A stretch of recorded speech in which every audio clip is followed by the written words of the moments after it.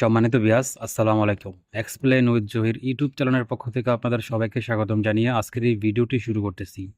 তো আজকের এই ভিডিওতে আমরা কথা বলবো টু ওয়ে সুইচ কানেকশন নিয়ে।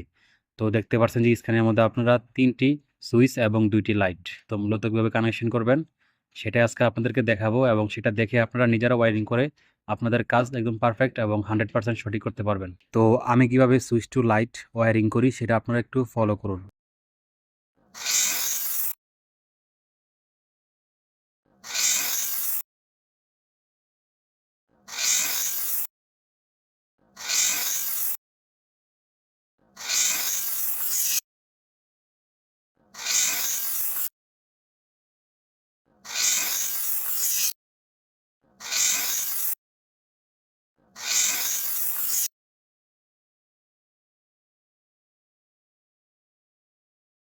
তো ভিউয়ার্স, আমার কিন্তু ওয়্যারিং করা শেষ, আপনারা দেখতে পাচ্ছেন।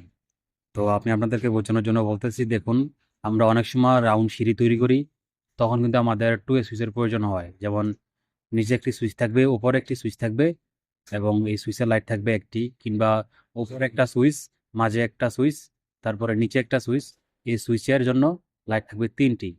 তখন কিন্তু আপনারা সেক্ষেত্রে এরকমভাবে ওয়্যারিং করতে পারবেন।